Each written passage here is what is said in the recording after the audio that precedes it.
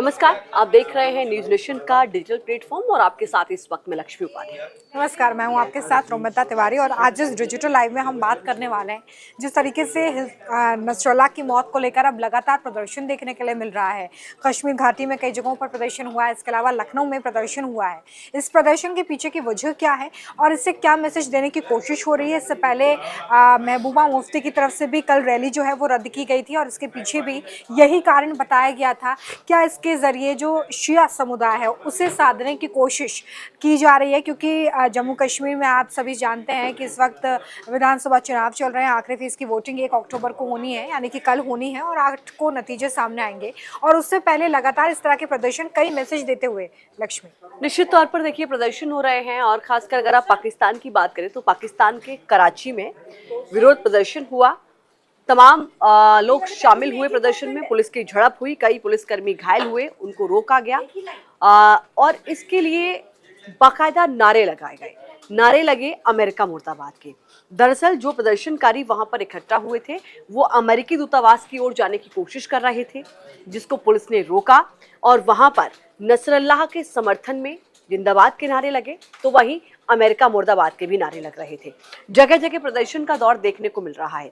अब सवाल ये है कि जो हिजबुल्लाह के कमांडर की मौत जिस अटैक में हुई उसके बाद भी अभी कई बड़े ऐसे सवाल हैं जो खड़े हो रहे हैं, क्योंकि नसरुल्लाह की डेड बॉडी जब हिजबुल्लाह ने कलेक्ट की वहां से तो उस पर कोई चोट के निशान नहीं, उसको लेकर भी अभी सस्पेंस है। हालांकि पहले इस बात की पुष्टि हिजबुल्लाह की ओर से नहीं की गई थी, आईडीएफ की ओर से पुष्टि की गई थी कि हमने नसरुल्लाह का खात्मा कर दिया है, वो और दुनिया में कहीं भी अब आतंकित लोगों को नहीं कर पाएगा।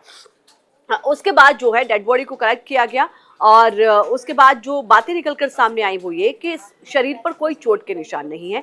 आशंका इस बात की जताई जा रही है कि जो बम ब्लास्ट हुआ है उसके धमाके की जो आवाज रही है शायद उसकी वजह से कुछ भी ऐसा इशू रहा होगा, हार्ट का इशू रहा हो या कोई अन्य वजह रही हो जिसकी वजह से बम धमाकों की वजह से वो मौत हो सकती है।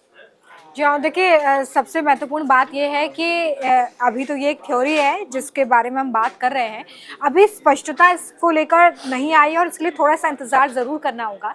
लेकिन इस वक्त जो प्रदर्शन लक्ष्मी देखने के लिए मिल रही है, ये सबसे बड़ा सवाल है कि आखिर नसरुल्लाह की मौत पर भारत में क्यों प्रदर्शन हो रहे हैं, भारत के अलग अलग इलाकों में क्यों प्रदर्शन हो रहे हैं। और कल भी जब महबूबा मुफ्ती की तरफ से चुनावी रैली को रद्द किया गया था और कई जगहों पर तो 3 दिन के शोक की बात भी कही गई, तो सवाल यही उठ रहा था कि क्या ये एक तरीके से कॉन्स्पिरेंसी को क्रिएट करने की साजिश है जिसके तहत अब एक ऐसा आतंकी जो लगातार बड़े हमलों में शामिल रहा है, इजराइल को इतना नुकसान पहुंचा चुका है, उसका समर्थन ये लोग क्यों कर रहे हैं? आखिर इसके पीछे आप क्या वजह? बिल्कुल, देखिए ये अपना किस तरीके से एक अलग चीजों को क्रिएट करने की कोशिश है। हालांकि अगर आप अमेरिका का बयान नसरुल्लाह की मौत के बाद देखेंगे तो स्पष्ट हो जाता है कि नसरुल्लाह किस तरीके का व्यक्ति था, उसकी छवि क्या थी, उसको किस तरीके से आतंकवादी घोषित किया गया था।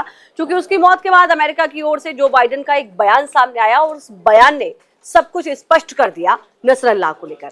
बाइडेन की ओर से कहा गया कि नसरुल्लाह हजारों लोगों की मौत का जिम्मेदार था, यानी हजारों लोगों का हत्यारा था। साथ ही ये कहा गया कि उसकी मौत के बाद उन तमाम परिवारों को न्याय मिला जिन परिवारों के सदस्य नसरुल्लाह की वजह से मौत के घाट उतारे गए।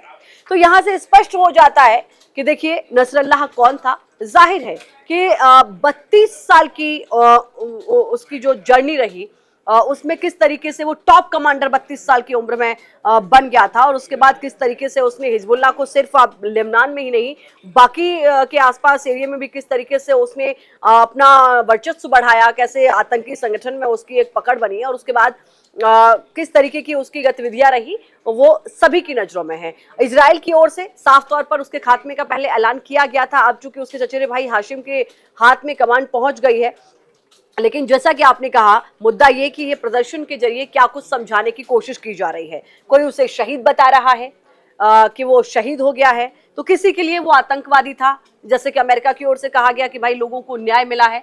तो किस परिप्रेक्ष्य में कितने फायदे अपने हिसाब से लोगों को उसके नजरिए से दिख रहे हैं, उस हिसाब से उसका इस्तेमाल करने की कोशिश कर रहे हैं। बिल्कुल। और देखिए इसमें शिया समुदाय का भी नाम बार बार इसलिए आ रहा है क्योंकि जिस तरीके से महबूबा मुफ्ती की तरफ से चुनावी रैली रद्द की गई, उसके बाद सीधे तौर पर यहाँ पर ये माना जा रहा था, कई रिपोर्ट्स ऐसा बताती हैं, और हमारे साथ कल रोहन भी जुड़े थे, उन्होंने भी आपको जानकारी दी थी कि जो अब जहाँ पर चुनाव हो रहा है, यानी कि जिन 40 सीटों पर अब चुनाव होने जा रहा है, वहाँ पर शिया समुदाय जो है वो अच्छा खासा वर्चस्व रखते हैं, और शायद उन्हीं को साधने की कोशिश ये की जा रही है जिस तरीके से नसरुल्लाह की मौत का विरोध किया जा रहा है।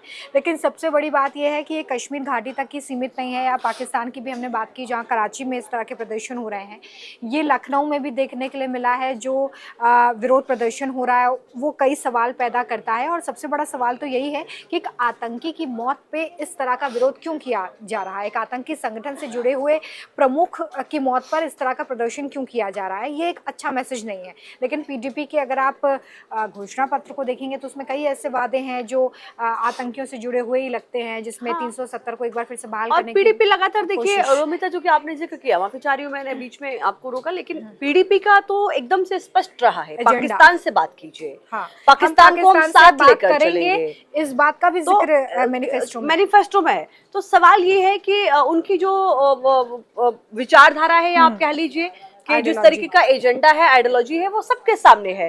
तो अगर इसके जरिए क्या कश्मीर घाटी के, जहां आपने कहा कि महबूबा मुफ्ती ने वहां पर अपनी रैली रद्द कर दी, कहा कि मैं उनकी शोक संवेदना व्यक्त कर रही हूं, सवाल ये है कि क्या वाकई वहां का मुसलमान नसरुल्लाह को कोई बहुत बड़ा वो मानता है, या फिर उनकी नजरों में भी वो एक वही आतंकवादी था, जैसा कि अमेरिका की ओर से कह दिया गया है, बाइडेन की ओर से, कि हजारों लोगों का हत्यारा था, और उसको जब मारा है इजराइल ने, तो निश्चित तौर पर उन तमाम परिवारों को न्याय मिला है। तो इजराइल की ओर से जो कदम उठाया जा रहा है, उसके लिए महबूबा मुफ्ती जो कदम उठा रही हैं, जो उनका परसेप्शन है, क्या उनको उसका लाभ मिलेगा या नहीं मिलेगा, ये तो जब रिजल्ट आएंगे तब सामने आएगा। लेकिन ये जो है, ये आपकी आइडियोलॉजी को स्पष्ट कर देता है कि आप किस लाइन पर आगे बढ़ रहे हैं। बिल्कुल। और देखिए जो विरोध प्रदर्शन हो रहा है उसका बहुत खासा कोई असर तो फिलहाल देखने के लिए नहीं मिल रहा है, लेकिन जाहिर तौर पर जब एक तबका इस तरीके से मौत का विरोध करता है, वो भी आतंकी की मौत का विरोध करता है, तो ये जाहिर तौर पे कहीं ना कहीं कई सवाल भी पैदा करता है। इस बीच देखिए कश्मीर में इस वक्त क्योंकि चुनावी सरगर्मियाँ भी काफ़ी तेज़ हैं, तो पार्टीज़ अपने अपने एजेंडे के हिसाब से बयान देती हैं, रैलियों में लोगों को लुभाने की कोशिश करती हैं, और उसी कड़ी में कल जो घटनाक्रम कश्मीर में सामने आया वो देखने के लिए मिल रहा था।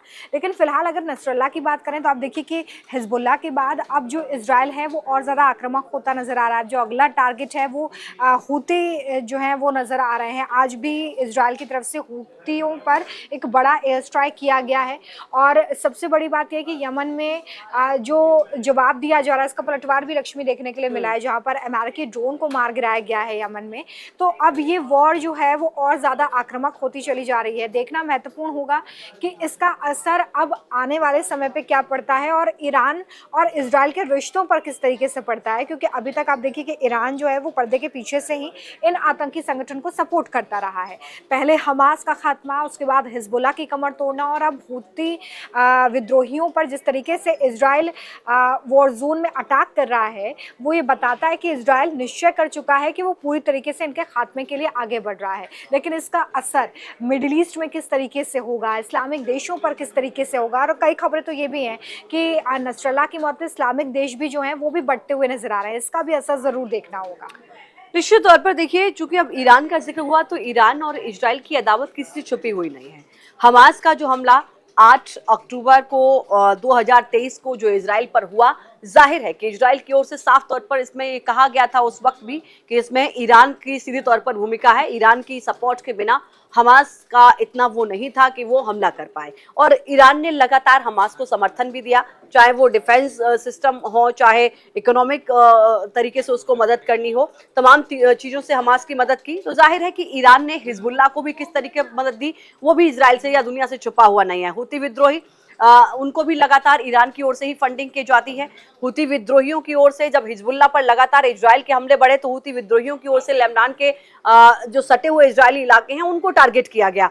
जिसके बाद आपको याद होगा कि यूएनजीसी में जब नेतन्याहू अपना भाषण दे रहे थे, तो उन्होंने कहा कि इस बार मेरा भाषण देने का कोई मूड नहीं था, मन नहीं था, लेकिन चूंकि इजराइल के खिलाफ, हमारे देश के खिलाफ, हमारे खिलाफ जो झूठ फैलाया जा रहा है उस पर अपने तथ्यों को, अपनी बातों को और सत्यता को रखना मेरी जिम्मेदारी बन गई थी।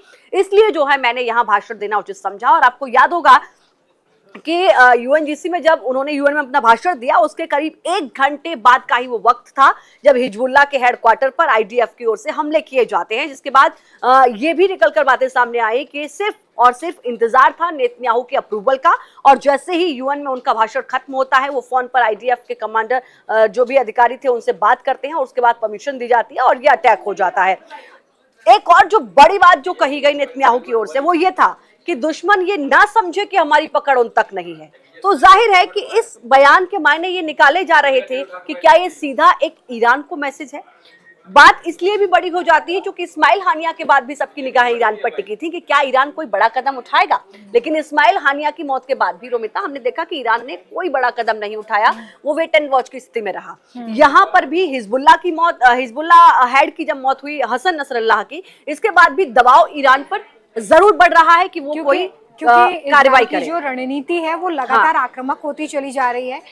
इसके पहले हमने पेजर अटैक देखा, वॉकी टॉकी अटैक देखा। आपने देखा कि इजराइल लगातार अपनी नई रणनीतियों के साथ सामने आ रहा है जो शायद हिजबुल्लाह के लिए समझना बेहद मुश्किल इस वक्त और ईरान के लिए समझना भी बेहद मुश्किल होता चला जा रहा है कि इजराइल का अगला कदम क्या होगा। और आप देखिए एक हायरार्की के तहत लगातार इजराइल अटैक कर रहा है। पहले हमास गाजा पट्टी में आपने देखा किस तरीके से वहाँ पर खात्मा हुआ, इसके बाद हिजबुल्लाह और अब हूती विद्रोहियों के खिलाफ जो मोर्चा इजराइल ने खोला है वो जाहिर तौर पर ईरान को ही मैसेज देने के लिए है कि अगर हम इन सारे स्ट्रैटेजीज पर काम कर रहे हैं तो इसका सीधा मकसद यही है कि ईरान को ये समझा दिया जाए कि हर स्थिति के लिए इजराइल इस वक्त तैयार है। इस बड़ी खबर पर हमने आज आपके साथ डिस्कशन किया और ये समझने की कोशिश की कि आखिर नसरल्लाह की मौत को लेकर अलग अलग पहलू क्या सामने आ रहे हैं। निश्चित तौर पर। और आगे सबसे बड़ा सवाल यही, चूंकि हाशिम जो कि नसरल्लाह का चचेरा भाई है उसने हिजबुल्लाह की कमान ले ली है, आगे इजराइल का क्या कदम होगा, अगला टारगेट ईरान होगा या हाशिम, इस पर रहेगी नजर।